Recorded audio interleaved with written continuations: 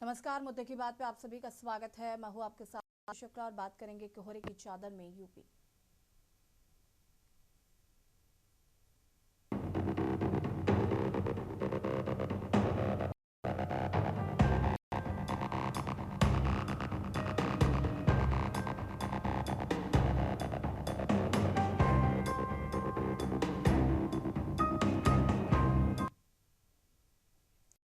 उत्तर प्रदेश इस वक्त शीतलहर और कड़ाके की ठंड की गिरफ्त में है। राज्य के हालात ऐसे हैं मानो पहाड़ों की ठंड मैदानी इलाकों में उतर आई है। लखनऊ, जौनपुर समेत कई शहरों में सुबह सुबह फुहारें पड़ी, सड़कों पर नमी है, हवा में ठंड की सुई चुभ रही है। प्रदेश के करीब 50 जिलों में घना कोहरा छाया हुआ है। हालात इतने खराब हैं कि कई जगह पर 10 मीटर तक भी विजिबिलिटी नहीं है। सड़कों पर सन्नाटा पड़ रहा है, वाहन रेंग रेंग कर चल रहे हैं और इस ठंड और कोहरे का सबसे बड़ा असर यातायात व्यवस्था पर पड़ रहा है। लखनऊ, प्रयागराज, गोरखपुर समेत कई बड़े रेलवे स्टेशनों पर 50 से ज्यादा ट्रेनें देरी से चल रही हैं। ट्रेनों को कैंसिल भी करना पड़ा है। हवाई सफर भी कोहरे की मार से बच नहीं पाया। फ्लाइटें लेट हैं, यात्रियों की मुश्किलें बढ़ रही हैं। और बात स्कूलों की, जहां पर बच्चों की सेहत को देखते प्रशासन ने सख्त कदम उठाए हैं। 11 शहरों में स्कूल बंद कर दिए गए। बरेली, कानपुर, कासगंज, औरैया, जौनपुर में 8वीं तक स्कूल बंद है, जबकि हापुड़, हाथरस, बिजनौर, देहात, फर्रुखाबाद और संभल में 12वीं तक की छुट्टी घोषित की गई है। वहीं लखनऊ समेत 10 जिलों में स्कूलों की टाइमिंग को बदल दिया गया है। अब कक्षा 12 तक के स्कूल सुबह 9 बजे से खुलेंगे। कानपुर से एक अनोखी तस्वीर सामने आई, जहां पर पहली बार गांव में गौवंशों को काउटफिट बनाए गए हैं ताकि बेजुबान जानवर भी इस ठंड से सुरक्षित रह सके। सरकार पूरी तरह से अलर्ट मोड पर है। लोगों से अपील की गई है कि बेवजह घर से बाहर न निकलें। हाईवे पर की स्पीड लिमिट 60 से 80 किलोमीटर प्रति घंटे तय कर दी गई है। मौसम विभाग ने अगले 2 दिनों तक भयंकर ठंड और घने कोहरे का अलर्ट जारी किया है। बात अगर किसानों की करें तो किसानों का कहना है कि यह कोहरा गेहूं की फसल के लिए फायदेमंद है, लेकिन आलू, दलहन और मटर की फसल को नुकसान पहुंचा रहा है। नई ठंड किसी के लिए राहत है तो किसी के लिए आफत, लेकिन इस मौसम में सबसे बड़ा खतरा बीमारियों का बढ़ता है।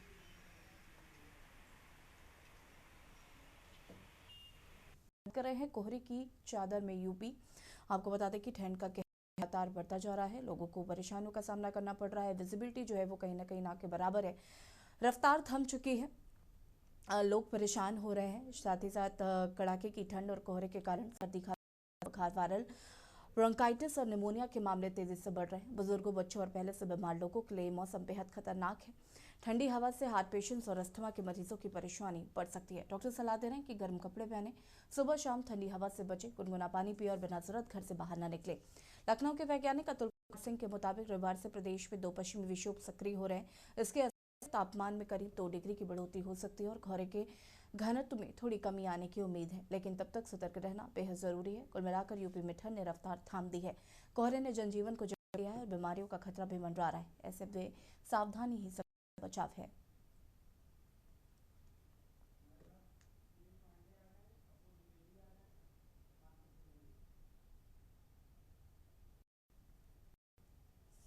अशोक द्विवेदी संवाददाता नोएडा से हमारे साथ जुड़े हुए हैं। मोहित पांडे संवाददाता कानपुर से और डॉक्टर सुनील पांडे मौसम वैज्ञानिक हमारे साथ जुड़े हुए हैं। सबसे पहले तो आप सभी का स्वागत। अशोक, अगर नोएडा की बात करें तो किस तरीके की स्थिति आज तक को मिल रही है नोएडा में? साथ ही साथ स्कूलों की बात करें तो स्कूल क्या बंद हैं या खुले हैं? टाइमिंग्स पे कितना बदलाव किया गया है? ऐसी अगर नोएडा की बात करें तो नोएडा में सबसे ज्यादा जो समस्या है वो पोल्यूशन की है, जिसको लेकर के मैंने आपको पहले भी बोला कि ग्रेप 4 यहाँ लागू कर दिया गया है और 14 दिसंबर से ही डीएम का लेटर आया था। 14 दिसंबर से ही जो छोटे बच्चों की स्कूलें हैं, माध्यमिक शिक्षा है, वो बंद कर दी गई है। वहीं अगर बड़े बच्चों की बात करें तो बड़े बच्चों के जो है स्कूल टाइम में बदलाव किया गया है। तो सुबह 10 बजे के बाद में उनकी स्कूलें खुलेंगी। तो कहीं ना कहीं देखा जाए तो सबसे बड़ा जो मार है वो पोल्यूशन का जो है पूरा एनसीआर झेल रहा है, जिसको लेकर के यहाँ पे जगह जगह पे वाटर गन से पानी का छिड़काव किया जा रहा है, तो पौधों के ऊपर पानी का छिड़काव किया जा रहा है। पोल्यूशन से बचने के लिए जो भी उपाय, संभव उपाय है, वो सरकार द्वारा किया जा रहा है। वहीं मैं आपको बता दूं, रही कोहरे की बात, तो यमुना एक्सप्रेस वे है जो है एक्सप्रेस वे है, जिसको लेकर के कहे ना कहा जाए तो उसे स्पीड वो कहा जाता है, रफ्तार का कहर जो है देखने को मिलता है यहाँ पे। तो कहीं ना कहीं देखा जाए यमुना एक्सप्रेस वे पे अभी कल नोएडा कमिश्नर के द्वारा राइडर भेजे गए बाइक से, जो कि रात में निगरानी करते हैं और कहीं ना कहीं आने जाने वाले लोगों को ये सूचित करते हैं कि गाड़ी स्लो चलाएं, क्योंकि विजिबिलिटी बिल्कुल जीरो है कोहरे को लेकर के। और वहीं ठंड की बात करें तो ठंड का सिस्टम पारा लगभग रात के टाइम में 9 से 10 डिग्री हो जाता है, जिस करके मेरे पीछे बसेरा बनाया गया है। वहीं मैं आपको बता दूं, नोएडा और ग्रेटर नोएडा में करीब 75 बसेरा और स्लेटर हाउस बनाए गए हैं, जिसको लेकर के यहाँ डीएम की निगरानी में जो है उनको रखा जा रहा है। और डीएम के आए दिन जो है यहाँ पर जो है एडवाइजरी जारी की जाए डीएम की तरफ से कि कोई भी आदमी खुले में न सोए, क्योंकि ठंड ज्यादा है, जिसको लेकर कोई बड़ी दुर्घटना ना हो। क्योंकि ठंड की वजह से खास करके देखा जाए तो जो गरीब जनता है उनके लिए ठंड का जो है सितम वो काफी भारी पड़ रहा है। तो कहीं ना कहीं देखा जाए तो तिहरी माल झेल रहा है एनसीआर। पहला कोहरा है, दूसरा पॉल्यूशन, तीसरा ठंड है। इसको लेकर के हॉस्पिटलों में भी जो है वो मरीजों की कतारें बढ़ती जा रही है। कहीं ना कहीं देखा जाए जो प्रदूषण है, प्रदूषण की वजह से लोग ज्यादा बीमार पड़ रहे हैं, जिससे हॉस्पिटल में मरीजों की भी संख्या काफी बढ़ी हुई है। वहीं डॉक्टरों के द्वारा एडवाइजरी जारी की गई है कि अगर आप घर निकलते हैं तो गर्म कपड़ा पहने और सुबह शाम जो है बाहर निकलने से बचें, क्योंकि ठंड भी है, पोल्यूशन भी है, जिसको लेकर के जो है सीधी मार पड़ रही है। तो कहीं ना कहीं इसके बचाव के लिए एडवाइजरी जारी की जा रही है और सरकार द्वारा या नोएडा प्राधिकरण द्वारा जो भी संभव है वो किया जा रहा है कि जल्द से जल्द पोल्यूशन पे काबू पाया जाए। तो ठंड से बचाव के लिए फिर औलाओं की लकड़ियां डाल ली जाए और दूसरा अभी रैन बसेरा बनाया गया है। तो कहीं ना कहीं देखा जाए जैसे स्लेटर हाउस है तो कुछ स्लेटर हाउस में हीटर भी लगाए गए क्योंकि लकड़ियां नजर आई जाए जिससे पोल्यूशन और ज्यादा बढ़े। और वही गाड़ियों की बात करें तो गाड़ी रोक लगाई गई है। अगर पूरे एनसीआर में आप कहीं जाते हैं तो अगर अशोक आपकी वापस गाड़ी में आएंगे आपके पोल्यूशन पास। मोहित पीओसी पांडे नहीं है तो संवाददाता आपको कानपुर सीएनजी से और हमारे पेट्रोल साथ नहीं जुड़े हुए हैं मिलेगा। और चर्चा को आगे बढ़ाएंगे, लेकिन उस समय छोटे से ब्रेक के लिए जो हाजिर होता है।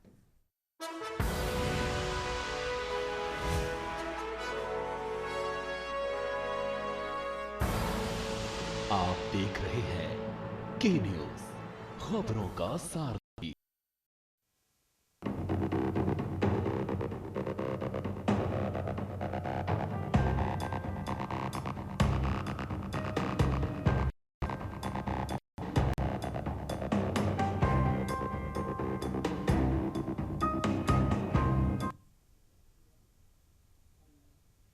ब्रेक के बाद एक बार फिर से आप सभी का स्वागत है और बात कर रहे हैं कोहरे की चादर में यूपी। और मोहित पांडे संवाददाता कानपुर से साथ जुड़े हुए हैं। कानपुर की बात करें मोहित तो यहाँ पर क्या स्थिति है, साथ ही साथ जो ट्रेनें हैं उनका वो देरी से चल रही हैं, साथ ही साथ कुछ ट्रेनें कैंसिल भी। जैसे कि मैं आपको बता दूं कि कानपुर में जो ठंड पड़ रही है, काफी से ठंड पड़ रही है और जिला अधिकारी ने ठंड को देखते हुए से लेकर कक्षा 12वीं तक स्कूल से उनके टाइम में भी परिवर्तन कर दिया गया है। अब जो बच्चे स्कूल जाएंगे 10 बजे से लेकर और 3 बजे तक उनके स्कूलों की टाइमिंग करी गई है। वहीं विभाग ने भी अलर्ट जारी कर दिया है। वहीं नगर निगम की तरफ से सड़क और हाईवे में पानी का छिड़काव किया जाता है। जगह जगह जो है ठंड से बचने के लिए अलाव की स्थिति कर दी गई है। वहीं अगर ट्रेनों की बात करें तो सर्दी की वजह से जो ट्रेनें हैं लगातार 12 से 15 घंटा लेट चल रही है, जिसको लेकर काफी यात्री परेशान है। वहीं अगर सर्दी की एक बात करी जाए तो सर्दियों की वजह से जो दिल के जो मरीज है उनमें काफी खतरा बना हुआ है। जो लगातार जो मरीजों की संख्या है, चाहे वो कानपुर का कार्डियोलॉजी ले ले, चाहे उत्तरा ले ले, चाहे हैदर ले ले, जो भी जो मरीज की संख्या लगातार बढ़ती जा रही है। और जो इमरजेंसी जो वार्ड है लगातार मरीज जा रहे हैं, अपने आप को दिखा रहे हैं, चाहे वो हार्ट के पेशेंट हो, चाहे दिल के रोगी हो। तो सर्दियों में कहीं ना जो समस्याएं जो आ रही है, जो हार्ट की जो पेशेंट उनको सबसे ज्यादा दिक्कतें हो रही है और जो बूढ़े बुजुर्ग है उनको सबसे ज्यादा दिक्कतें हो रही है। लगातार जो है वो इमरजेंसी में जा रहे अपना इलाज करा रहे हैं और कहीं ना कहीं जो सर्दी की वजह से स्थिति है वो बात करें वो है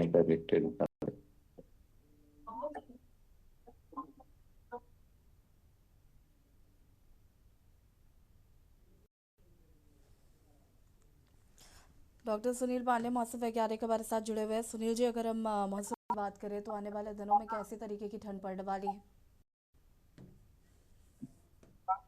जी, आवाज आ रही है हमारी? जी आवाज आ रही है?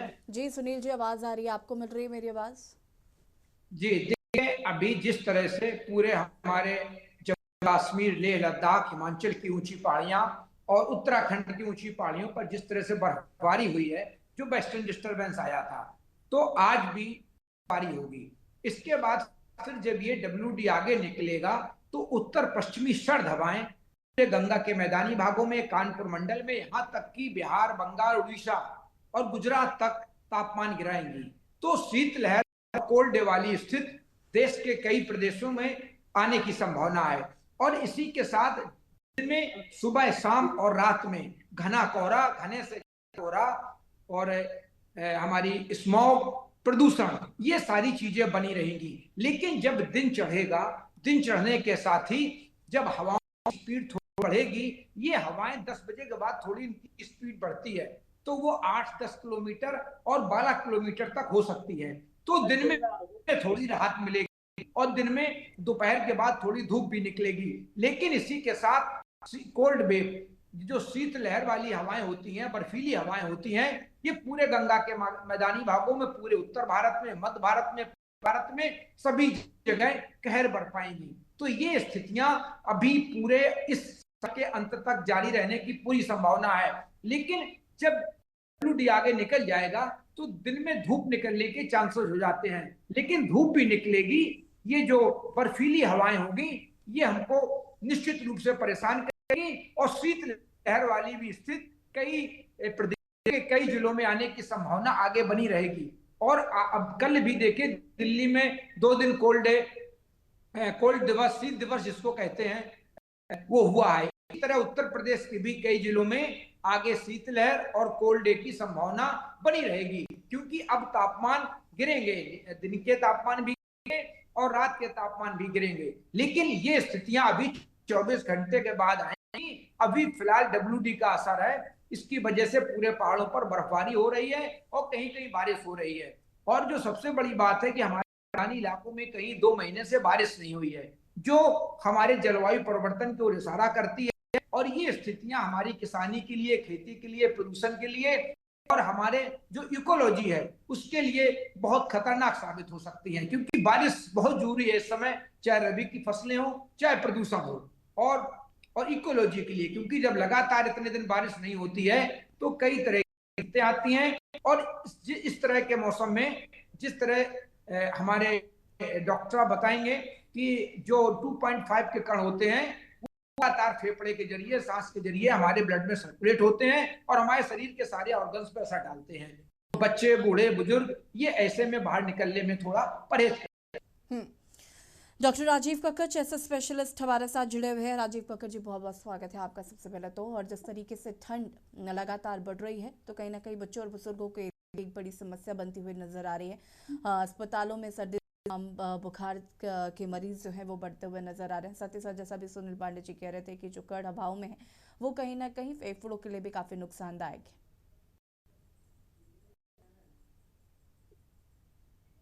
अनम्यूट कीजिएगा प्लीज।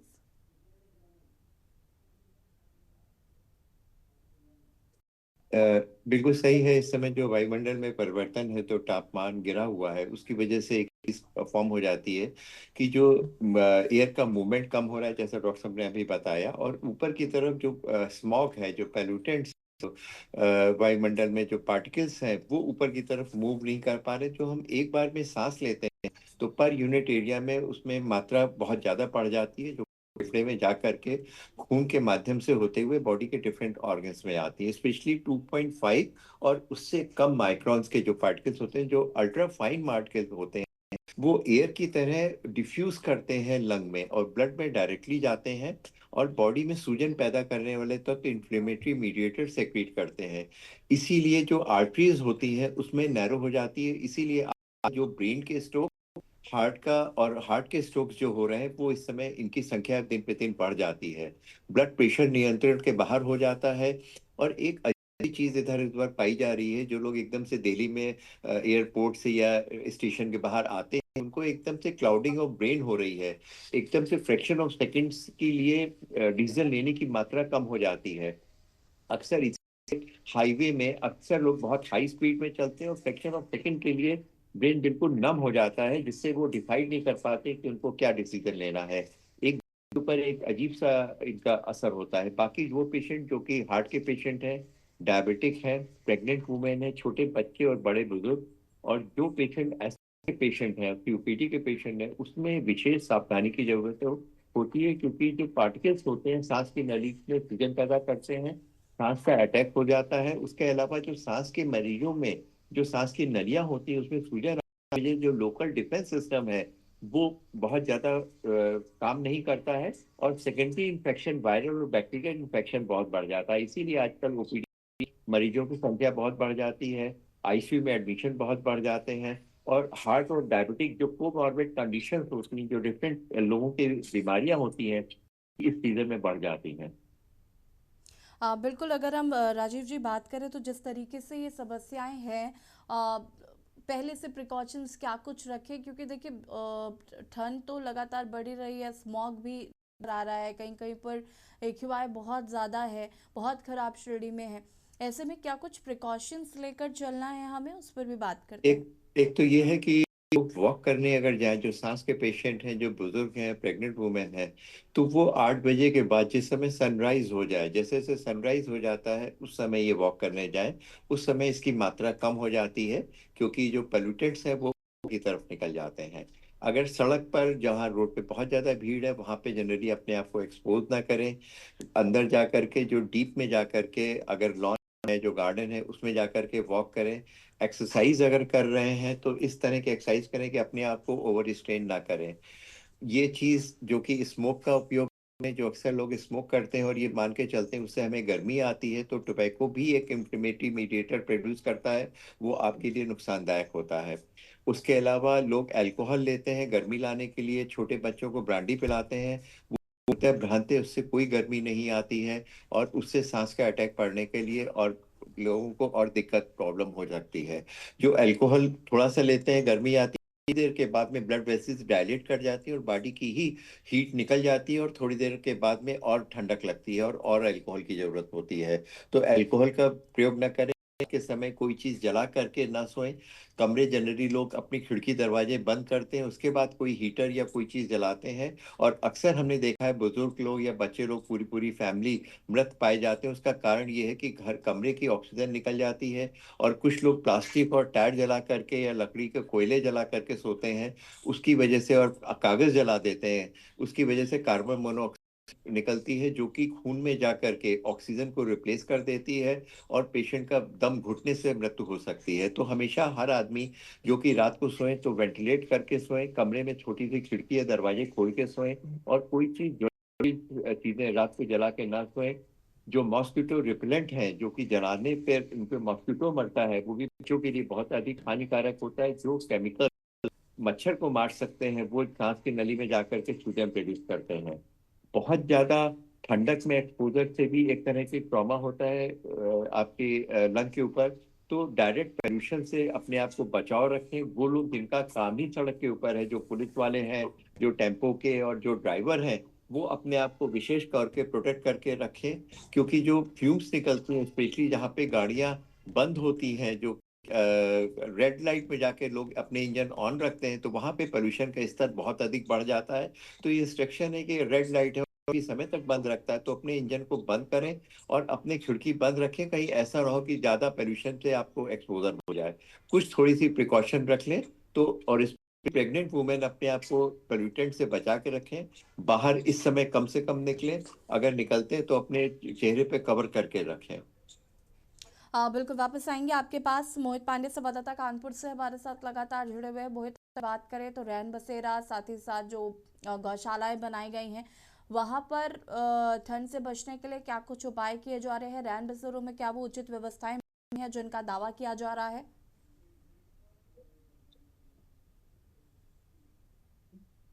कानपुर में जो जिलाधिकारी है, जो कानपुर की मेयर है, वो लगातार रैन बसेरों का निरीक्षण कर रही है, और निरीक्षण करने के बाद वहाँ की जो स्थिति है, काफी काफी अच्छी स्थिति है। जो लोग जो दूर दराज से आते हैं, जो बेसहारा लोग होते हैं, उनके रुकने की व्यवस्था ठीक तरीके से करी गई है। कंबल मिल रहा है, और वहीं आग से बचने के लिए रैन बसेरों में तालाब की व्यवस्था भी करी जा रही है। दूसरी बात ये है कि खाने पीने में कोई परेशानी किया जा रहा है। और कानपुर के रैन बसेरों की बात करें तो काफी अच्छी स्थिति कानपुर के रैन बसेरों की स्थिति है। ठीक है, वापस आएंगे आपके पास। संवाददाता अशोक द्विवेदी हमारे साथ लगातार जुड़े हुए हैं। अशोक, रैन बसेरों की बात करें, इस तरीके की व्यवस्थाएं जो है वो देखने को मिल रही हैं। सुनीता, सुना।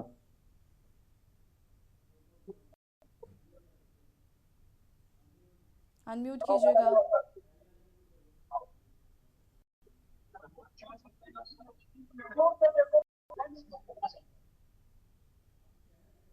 यस जी, बिल्कुल मैं आपको बात करूँ, अगर रैन बसेरों की बात करें, जैसे मैंने पहले भी बताया कि नोएडा और ग्रेटर नोएडा में जो है रैन बसेरे बनाए गए हैं, जिसको लेकर के जो शरणार्थी हैं जो बाहर से आते हैं और रात को रुकने की कोई व्यवस्था नहीं, उनको भी यहाँ व्यवस्थाएं दी जाती हैं कि वो रैन बसेरों में आकर के रहे। वहीं मैं आपको बता दूं कि नोएडा डीएम का जो है वो अक्सर रात में देखा गया है कि करीब 3 दिन से नोएडा की डीएम जो है वो औचक निरीक्षण कर रहे हैं और रैन बसेरों और स्लेटर हाउस में जाकर के देखती है कि क्या व्यवस्थाएं है, क्या उनका जायजा लेती, वहां पे जो लोग रह रहे हैं उनसे बातचीत करती हैं, जिसको लेकर के अगर देखा जाए तो कहीं ना कहीं तो यहाँ रैन स्लेटर होम के जो है वो व्यवस्था नोएडा डीएम के द्वारा चाक चौबंद करी गई है, जिससे कोई खुले आसमान के नीचे न सोए। खास करके जो गरीब जनता है या कोई यार ठेली पटरी वाले लोग हैं जिनके पास में रुकने की व्यवस्था नहीं है।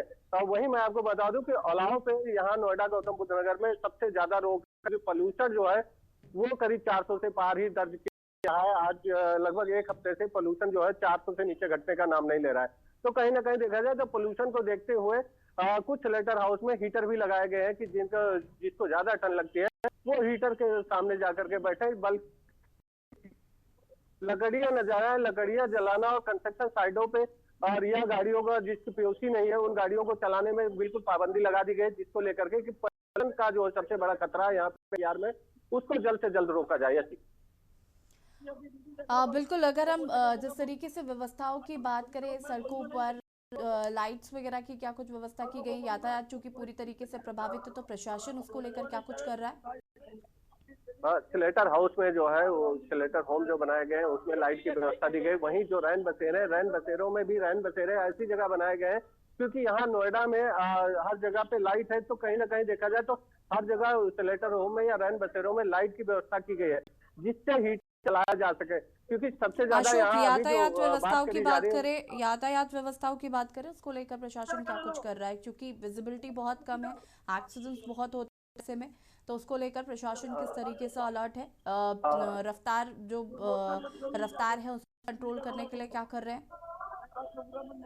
यस बिल्कुल, अगर यातायात की बात करें तो यातायात में जैसे मैंने पहले भी बताया है कि कल नोएडा कमिश्नर की तरफ से जो है बाइक निकाली गई है, राइडर बाइक का जो है उद्घाटन किया गया है, जो कि रात में जो हाईवे पर या जहां ज्यादा कोहरा है और वहां अगर ट्रैफिक ज्यादा है तो वहां जाकर के राइडर खड़े होते हैं। पुलिस रात भर निगरानी करती है जिससे कोई बड़ी दुर्घटना हो ना हो, क्योंकि विजुअलिटी जो है वो बिल्कुल जीरो दर्ज की जाती है। जैसे रात कोहरा बढ़ता है वहीं कहीं ना कहीं कोहरा भी दस्तक देता है, तो कोहरे में विजुअलिटी बिल्कुल जीरो हो जाती है, जिसको लेकर के पहले या दूसरे दिन जो है यहाँ पे बड़े एक्सीडेंट हो चुके हैं, जिसके कोई बड़ी दुर्घटना ना हो, जिसके पुलिस पूरी रात जो है चौकसी बरतती है और हाईवे पर जो है जाकर के ड्यूटी देती है, क्योंकि आने जाने वाले लोगों को ये आगाह करती है कि अपनी सारी लाइटें जला के चले गाड़ी, दूसरा रिफ्लेक्टर का यूज करें। और वहीं अगर देखा जाए तो रफ्तार में भी कमी की गई है, क्योंकि अगर एक्सप्रेस वे पे आप जाते हैं तो उसकी मैक्सिमम रफ्तार 100 किलोमीटर घंटा थी, उसको घटा करके 75 किलोमीटर घंटा छोटे के लिए कर दी गई है। वहीं बड़े वाहनों के लिए जो है 50 किलोमीटर घंटा कर दी गई। और उसके बाद भी अगर आप रात को चलते हैं तो अपना जो पार्किंग लाइट है वो जला करके चले, जिससे दूर से आने वाली गाड़ियों को दिखाई दे सके कि आगे कोई गाड़ी है, जिससे कोई बड़ी दुर्घटना ना हो। तो कहीं ना कहीं देखा जाए तो रफ्तार पे रोक लगी है ऐसी कोहरे को लेकर के। वहीं ठंड के लिए जो है वो पुख्ता इंतजाम प्रशासन द्वारा जो संभव प्रयास है वो किए जा रहे हैं। पोल्यूशन घटाने की बात करें तो वाटर गन से जगह जगह छिड़काव किया जा रहा है, कंस्ट्रक्शन साइटों पे रोक लगा दिया गया है कि कोई कंस्ट्रक्शन न करे, या कोई भारी वाहन जो कंस्ट्रक्शन के जो माल लेकर के जाते थे, जैसे बदरपुर है या रेत है, इसको लेकर के कोई भारी वाहन, डीजल वाहन प्रवेश न करे, तो पूरी तरह से रोक लगा दिया गया है। अगर कहीं अगर रेत या गिट्टी मोरंग रखा हुआ है तो उस पर पानी का छिड़काव करें और उसको ढक के रखें। ये एडवाइजरी जारी की गई है नोएडा प्रशासन की तरफ से। ठीक है, आप सभी का बहुत बहुत शुक्रिया चर्चा में शामिल होने के लिए। आज बात कर रहे हैं ठंड का कहर जिस तरीके से लगातार बढ़ता जा रहा है, इसको लेकर प्रशासन भी पूरी तरीके से अलर्ट है। कई स्कूल हैं जहां पर टाइमिंग्स में बदलाव किए गए हैं, कई स्कूल छुट्टियां कर दी गई हैं, यातायात को लेकर भी प्रशासन लगातार अपनी नजरें बनाए हुए है। सावधानी ही सबसे बड़ा बचाव है। के न्यूज की खास पेशकश में फिलहाल इतना ही। देखते रहिए के न्यूज जरिया।